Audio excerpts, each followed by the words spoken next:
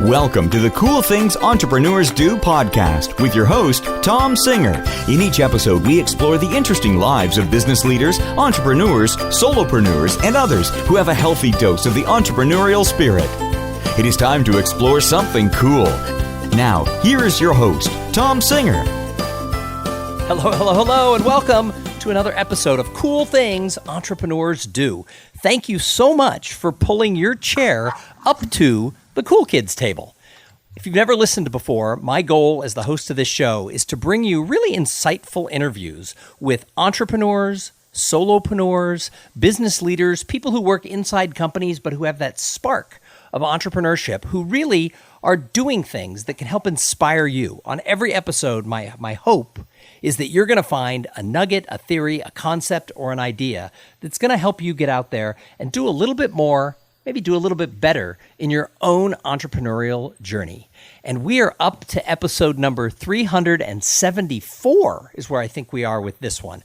And we're going back to the archives. We are revisiting with a guest who was here at around episode 100. I think we decided it was episode 104 that Linda Smith first joined us. Now, she has had one of the most impressive careers as sort of a high-end attorney, sort of, in the high-end bet the company stakes litigation world in Los Angeles. And she has kicked butt and taken names in law. And I'll tell you what, she was even written up in a news article as the meanest woman alive. I mean, think about this. She's a litigator. She would make grown men, CEOs of big companies, just quake in their boots. And now, like so many entrepreneurs, she's doing a pivot. She has left the full-time practice of law, and she's written a book, and she's become a speaker. Now, she was at the top of a game, and I used to be the director of two different AmLaw 100, the marketing director for two giant law firms for their Austin and their Dallas offices back several years ago. So I know what the big high-end law firms are all about. She was at the top of her game for an entire career, and now she's starting over. So we're going to talk a lot about how do you reinvent, how do you pivot, how do you reposition yourself and do something where you don't really know what it is, but you dive in with both feet. So Linda Smith, welcome back to Cool Things Entrepreneurs Do. Thank you. And it's episode 104 from September 2015. Wow. So a lot has happened. Oh. And before I do anything else, I wanted to congratulate you on your new book, The Paradox of Potential. Well, that book is still a process. It's not out yet. That is still big work in progress for me. That one may take another year or two. I was going to say I haven't read it yet, but I intend to. No, it's a work in progress. But I do also want to tell you, and I may get us off track, and if I am, just pull me back.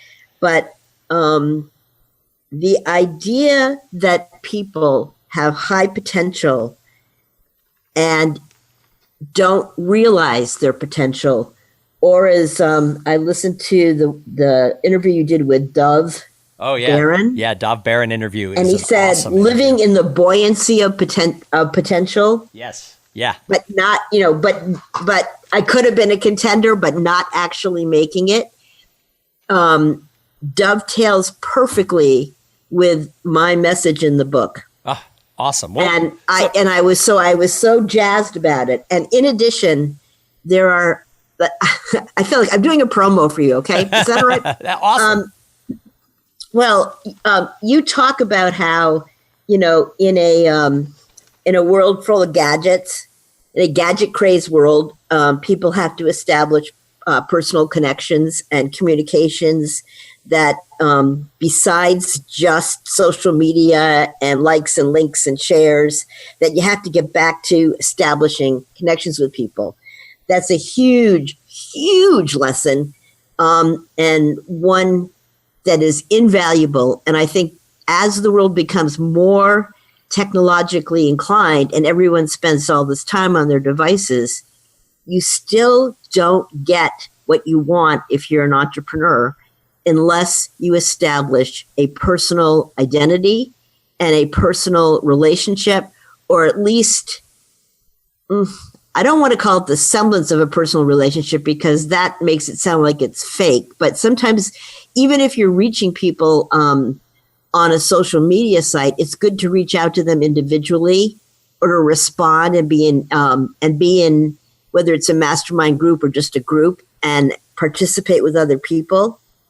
Well, I tell people all the time, like I get calls from people who, and you're going through this now as well, but I get calls from people all the time who want to become speakers. They think it looks, exciting and thrilling to go and speak on these big stages. And my first question to them all the time is, how many speaker friends do you have? And they'll look at me, sometimes we'll be having coffee, but I just met them, and they'll say, well, there's you. And I have to remind them that, yeah, we're not friends. You just took me out for coffee. I'm talking about real friends who you go have a glass of wine with or a meal. Right. And lots of times they're like, well, none. And I said, doesn't matter what industry you're going into, you have to be around people who are successful at that. And going back to your past career, big law, giant law firms have really done a both a good and a bad job. But the part they've done a good job in this is they bring in the summer associates who are law students, and then they hire them as lawyers after they graduate high school. And they're putting these young lawyers into the same office around and working with more successful associates and super successful partners. And they do it. There's a path they have to take. It takes 7 to 10 years to get to partnership. And during that time, they spend a lot of time both working and socially and just hanging out at the water cooler with people who are successful. And success leaves clues. So if you want to be successful at something, you've got to be around people who are doing it. And I think this is a thing now that people think, well, I want to start a podcast, so I'll listen to someone's podcast. Well, that's good. But have you taken that person to lunch? Are you hanging out with that person? And I think you've done that as you've jumped in to the speaking world. You went and got involved with the Los Angeles chapter of the National Speakers Association, and you've been active with them for the last year. And I understand you're going to go, by the time this airs, we will already have had the national conference. But I think that you will have been in Dallas for the summer conference for the National Speakers Association, because you clearly realize if you want to be a speaker, you'd better be watching for the success clues that people are leaving. And the only way to do that is to get around them. Yeah. And the thing is, there are other parts of my message that also dovetail. And I think maybe we'll just get into it. But my message is mainly, I'm on a mission to help women and teach women on their quest for success. And that's what the main thrust of the book is about. And it's all about the fact that women have very high emotional intelligence, leadership skills, which are exactly the skills. It used to be command and control was the way large organizations or even small ones operated. The boss is the boss. He makes the rules. Everyone else follows them. You're widgets, depending on how big it is, but you're replaceable, and you basically follow orders. And now in the new work environment, even though their multinationals are getting bigger, et cetera, it's really based on human connection and human involvement and the idea of team building and making people feel significant. And leaders now, they've done all these tests, and some of the CEOs are not as successful as CEOs as they were beforehand because they don't have the people skills. You need a measure of emotional intelligence to stay as a leader, as a CEO of a big company. Anyway, I have a lot to talk about, and I think I'll let you lead me there. Well, but it is a big transformation for me from being. I still am the meanest woman alive, just so you know.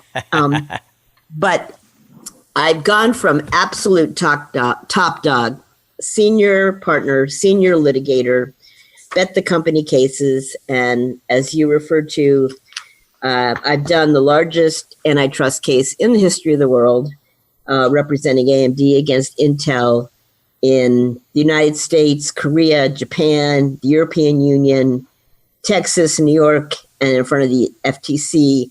I've done cases like the BCCI case for $30 billion. I did the state Exxon Valdez case for $1 billion. We won all of them. We either had them dismissed or we won, or they settled and they gave us a lot of money. It depends on which side I was on, but generally I'm representing the defendant. And so on the AMD case, and this is just sort of, I want to try to demonstrate the contrast. There were about 100 O'Melveny and Myers lawyers working on it, my law firm, across the globe. And we would have conference calls that were insane because you'd have any time of the day, any time in a 24-hour cycle, you could have a conference call because someone was awake somewhere and it was the middle of the night for someone else. So you'd have Brussels and Milan and San Francisco and Los Angeles and Tokyo and Seoul and DC all on a conference call. And then add to that layer, sometimes our Japanese counsel needed translation, which made, it was just so I go from this incredible, and we have 250 contract attorneys working on the case. Intel has 750 because they're the Goliath and we're the David. And I go from that environment to becoming a solo entrepreneur, sitting alone at my computer, writing a book and trying to figure out how to become an author, a speaker, a podcast, not a podcaster, but a guest on podcasts, and play with social media, which I've not ever been on other than LinkedIn. So what is the biggest change from having hundreds of people on your team to just being Linda? Well, okay. Let me start out by saying it completely sucks. I'm sorry to use that word, but it's just very hard. I'm a very outgoing person and very collegial, and love bouncing ideas off other people and love working with other people. And it's a little bit too solitary for me. So it's a dramatic change, and it's not quite as easy to motivate yourself to keep writing every day and to finish everything. And I'm just learning, at my age, which what do we call it? Experience. Seasoned, I think is what some seasoned. Yes, that's even better. I love seasoned. Just learning how to network, which is, as you know, and as you preach, is critically important. And the thing is, while I've been surrounded by people in my firm, co-counsel and adversary counsel, and whatever corporation I'm representing, I basically become, it's like being married to the CEO or the chairman or the general counsel, and I'm with all the top management people. And so you're always developing networks among the people who are trusting you and relying on you and, et cetera. But I never did a business development pitch in my entire life. I was not the kind of person who went to bar association meetings to hustle business or to make connections. I didn't do any of the things that one should do in order to have a network. And in fact, most of my cases were on a national basis. And so I don't even have like a Los Angeles or Southern California base. National Law Journal called me one of the top 50 women litigators in the U.S. But in my space in Southern California, people know me, but most of my cases are the AMD v. Intel case was based in Delaware, and AMD was in Austin, and also up in San Jose area. Mm-hmm. And I've tried cases in San Antonio. I've been all over the United. I spent a year in Denver on a case. So I never did that groundwork or foundational work of actually establishing relationships, and not just glad handing, because I know that you believe, and I totally agree with you, that it needs to be you need to have a more personal relationship. I think Honoré Corder calls it business dating. Mm-hmm. Yep. I know Honoré, and she's very good at all that stuff too. And that you have to have 6 or 7 dates, 6 or 7 touches. Yeah, I tell people it's 7 to 10 interactions with people, not before you're friends, but before they even notice you exist. So it takes a while to build this stuff. But you bring up an interesting thing because of your national legal reputation and the size of the firms that you worked with and the types of cases that you were known for. I worked with these types of litigators in my career, and I still work with a lot of law firms and speak at a lot of like partner retreats type events. And the truth is, for a lot of these, hard-edged litigators, at some point they realize they don't have to do that type of work. It's not local based. They don't have to go to their chamber of commerce. They don't have to do it. And they almost take pride in the fact that they're gruff. They don't need any more friends.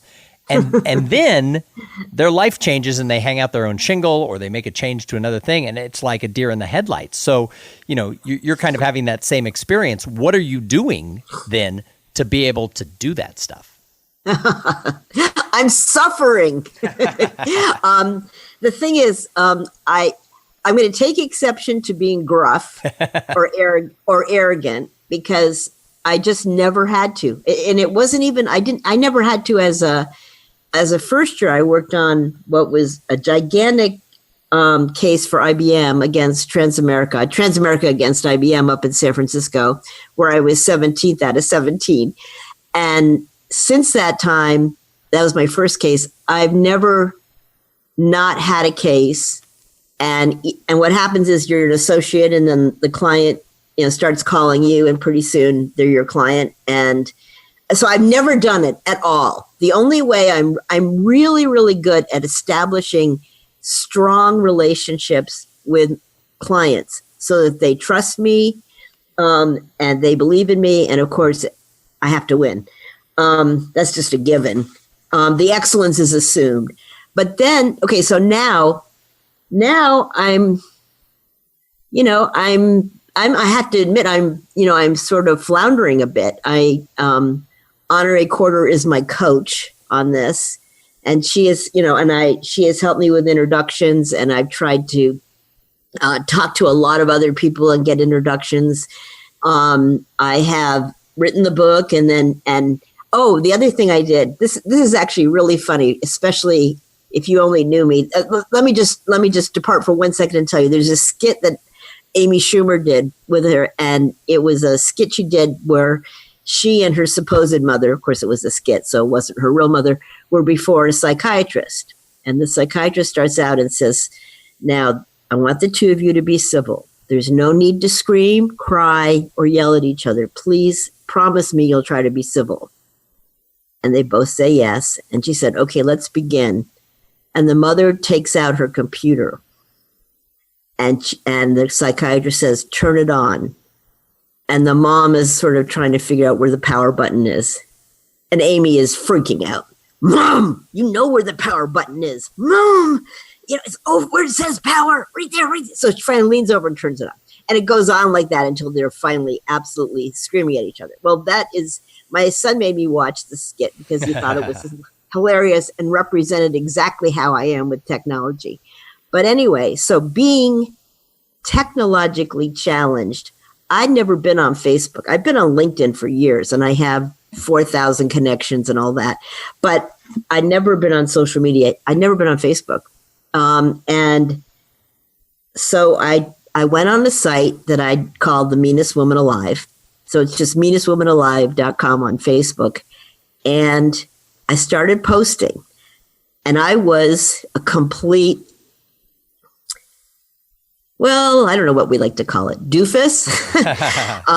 I used word swag, and I would come up with, I'd get the images, and then I'd put something on it, something cool. And then I try to post it, and then I look at it and realize that only half the picture showed, so I had to delete it, or none of the words were showing up, or half the words were cut off or whatever. Anyway, in 1 year, I have 425,000 followers. Wow. Yeah, because, so it's sort of amazing. And I'm doing great on Instagram and Twitter, but my main focus is the Facebook page. But 425,000 is not bad for a newbie. That is not bad for anybody. That's awesome. And you know how I also have over 25,000 subscribers, which are, you know, your special peeps who give you their email addresses and get your newsletters, etc. So I think that's pretty good. Yeah, I think you're doing pretty well. So really quick. Oh, go ahead. No, you go. Really quick. You've talked a couple of times about the release of your new book. So what is the title of the book? Okay. It's I want to talk a little bit about my message but only when you want me to, because sure. it really is. So reinventing myself has been writing the book, which was, you know, the thing is, I've written legal briefs for 40 years. I've, you know, written legal briefs to the U.S. Supreme Court. I've argued everywhere. So that's my life, and I'm damn good at it. But, you know, so writing a book is not the same as writing a legal brief. And in fact, I had a fight with my copyright, my proofreader or whatever.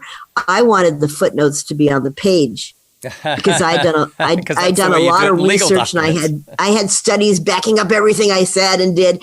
And as a lawyer, you always want to show your source material so the judge understands that, or the judges understand, you know, that you're not making this up. You've got a cite for it.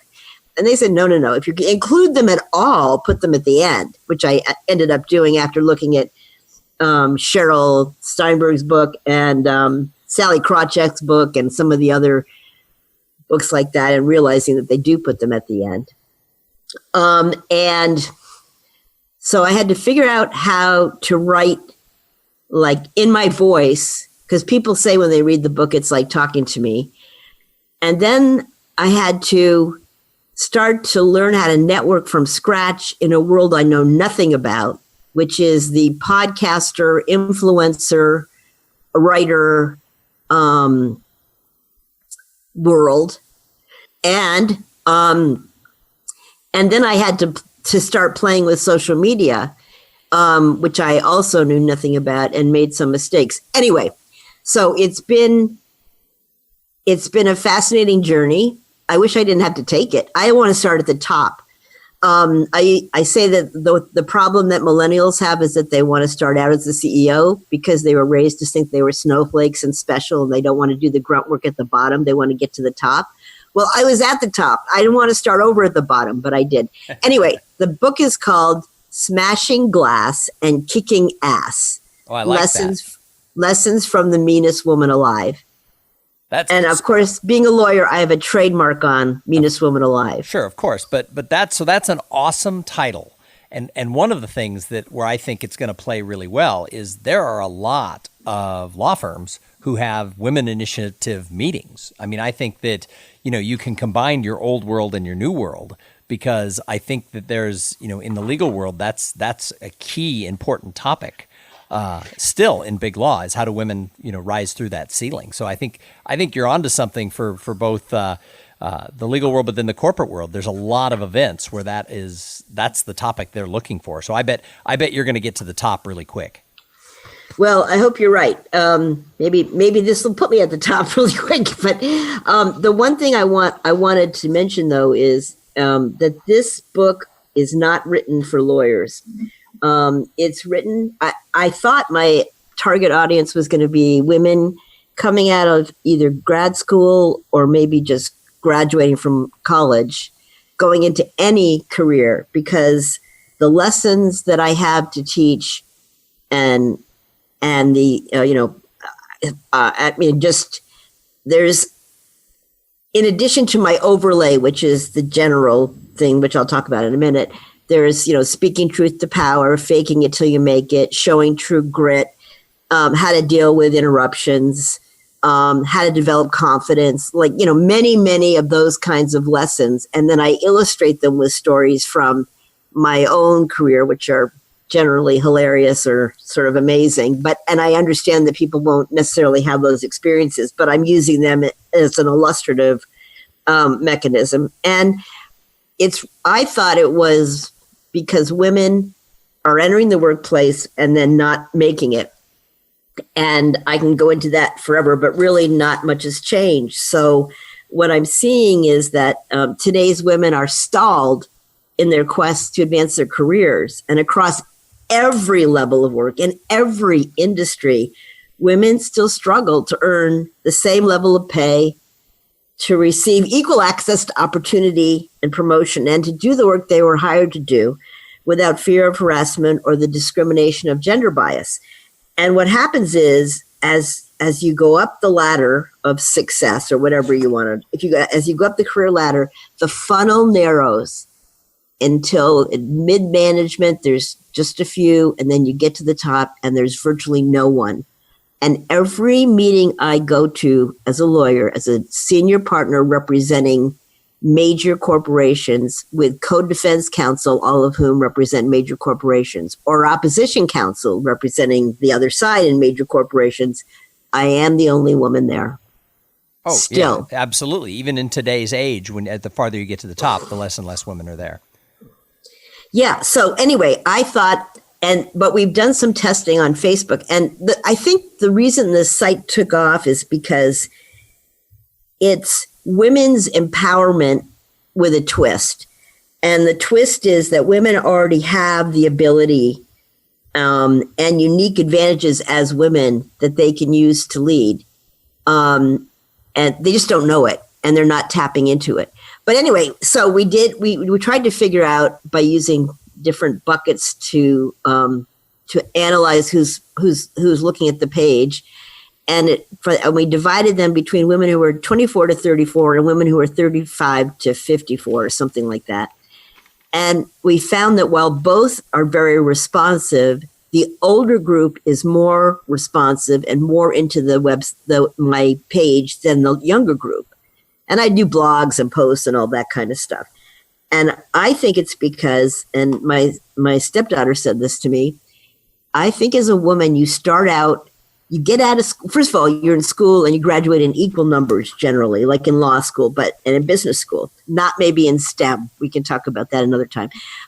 And then you go into jobs in equal numbers. And you have to be there for a few years when you start realizing that you're not advancing like the men, or that the men have mentors and sponsors and you don't, or that the men are golfing and you're not going, or the men are playing poker and you're not going, or whatever is happening, and men are getting the better assignments and men are dominating the meetings, or men are speaking and you're not. And so it takes some time as a woman to start realizing that things aren't right. It's not as obvious as it was when you're the only woman 40 years ago walking into a place.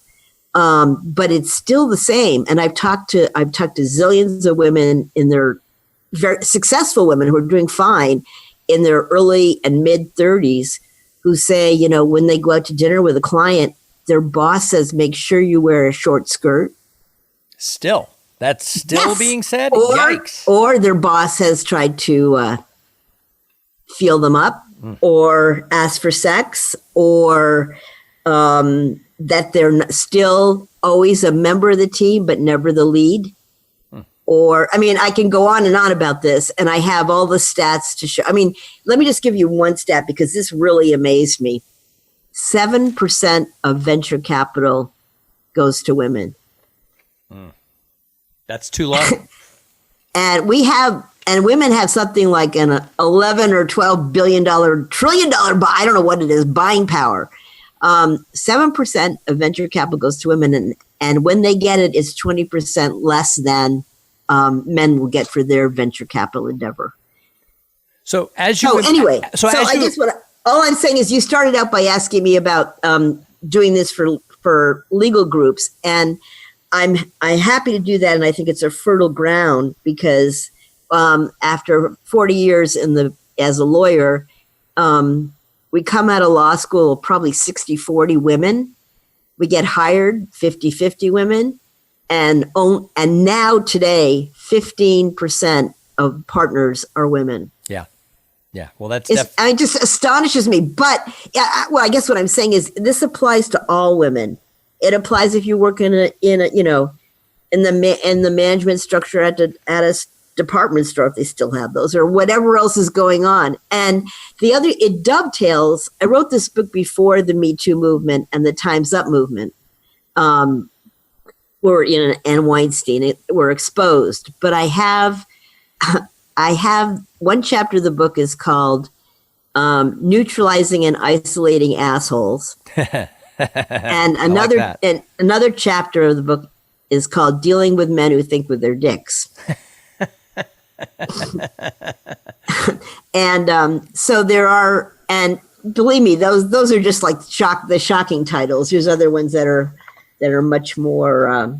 Well, as the father of two daughters, I think yes. that the mission that you are on as you make this huge pivot in your career, in your seasoned years here, I think it's an important mission, and I think you're going to find that it's a tough ladder to climb. I've been on it for a long time in the speaking and authoring world, but I think that you're doing a lot of things right, and I think that you're going to find yourself really having success in it. So as we kind of get to wrapping this up here, what's the one thing you would tell business professionals, maybe women, but business professionals in general, who have to make a pivot for whatever reason? What do you wish you knew 2 years ago before this pivot began that you didn't know that you wish you did? Oh, can I go back to what I wish I knew the whole time? Sure. Okay, I'm sorry to change this, but I think this might be, well, there's two things I wish I had known. One, that women excel at emotional intelligence, and researchers identified 12 competencies that are key markers of the emotional intelligence required for leadership. And those are not just soft skills, the warm and fuzzy skills. Those are driving for success and reaching your goals and all that kind of stuff. And women score higher than men in 11 out of those 12 emotional leadership competencies. And so we have the ability to lead. We just, as I said, we just don't know it.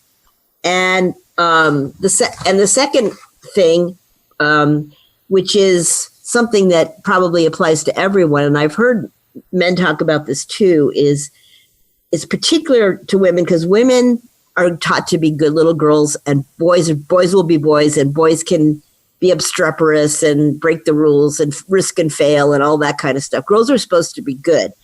And so women have bought into the myth that competence is the key to success.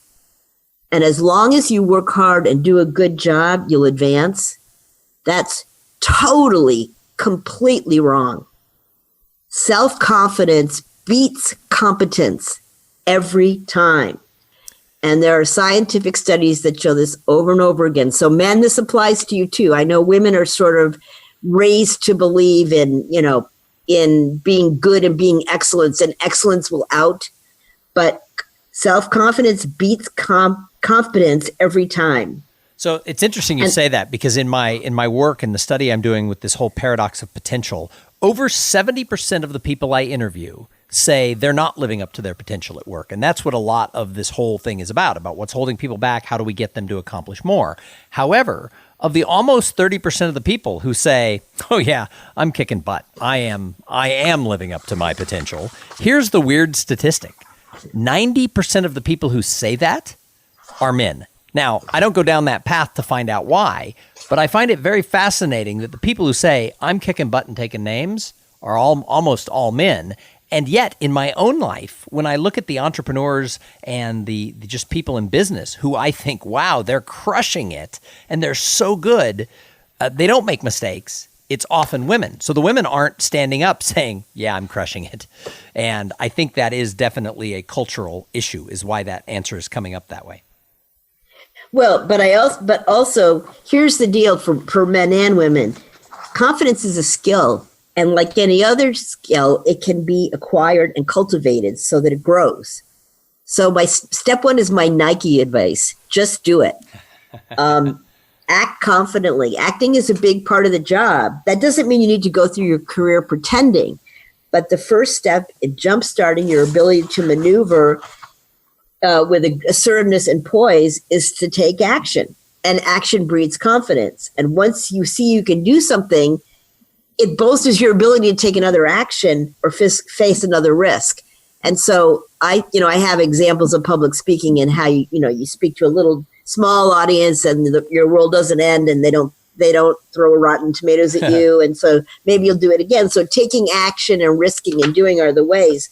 But there's one other thing that I wanted to mention, because you alluded to it. And that is, I have this whole thing about using your femininity, but not your sex, but your femininity. But I think we need to do that another time, because I think we're running out of time. But yeah, we'll do that next time. I wanted to mention one other thing, and that is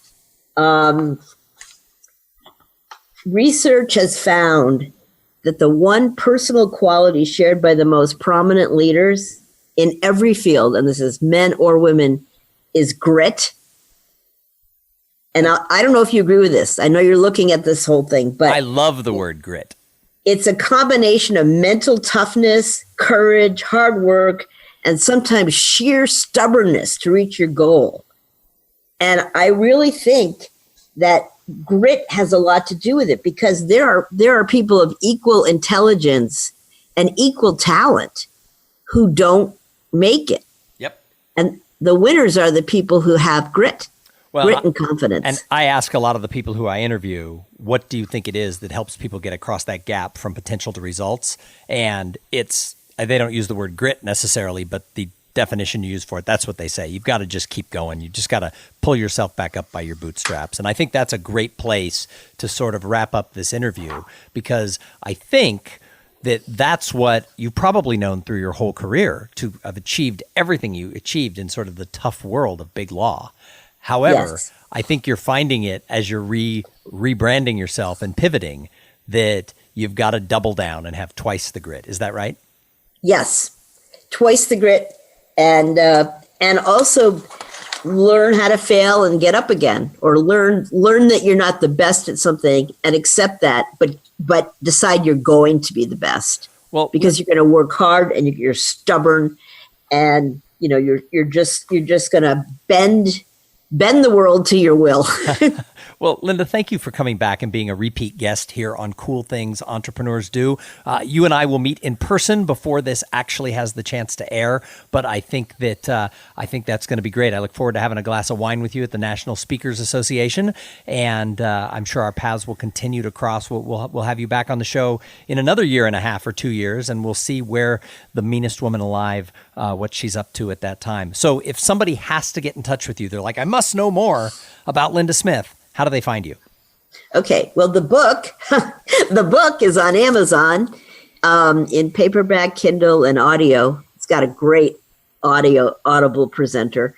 And it's called Smashing Glass and Kicking Ass, Lessons from the Meanest Woman Alive. My website, shockingly, is called Lessons from the Meanest Woman Alive. And my Facebook is meanestwomanalive.com. So you should be pretty easy to find if you just search Meanest Woman Alive. And yeah, and the same, I think on Twitter it's Meanest Woman, and on Instagram it's Meanest Woman or something like that. But sure. On LinkedIn, I'm still just Linda Smith. Well, awesome. Well, I think that you've inspired a lot of people, and I think that a lot of people are going to want to rush out and get your book. Like I said, I'm looking forward to meeting you in person soon here at the National Speakers Association.